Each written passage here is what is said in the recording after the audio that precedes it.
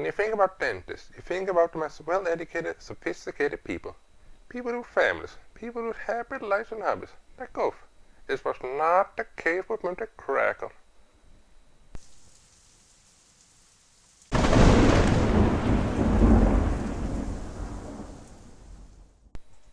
Irvan Crackle was born on a foggy night in Bristol, 1928. His mother died after giving birth to him, and his father was a drunken caretaker, often away drinking at the harbour pubs. Due to Mr. Crackle's family situation, his childhood was a disaster. He had to take care of everything himself.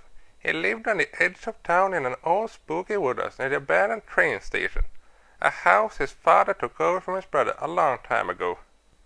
Irvan spent most of his early days alone in the house, developing strange interests in things like tools, machines, and sound waves.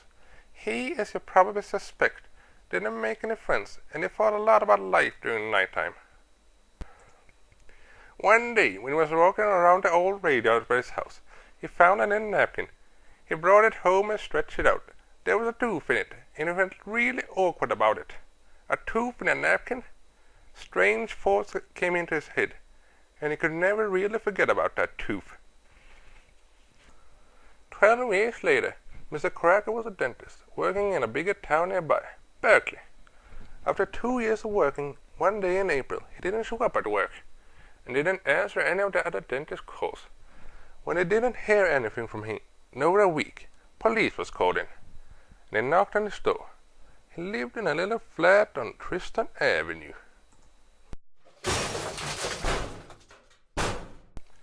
After several attempts to get him to open the door, they kicked it in.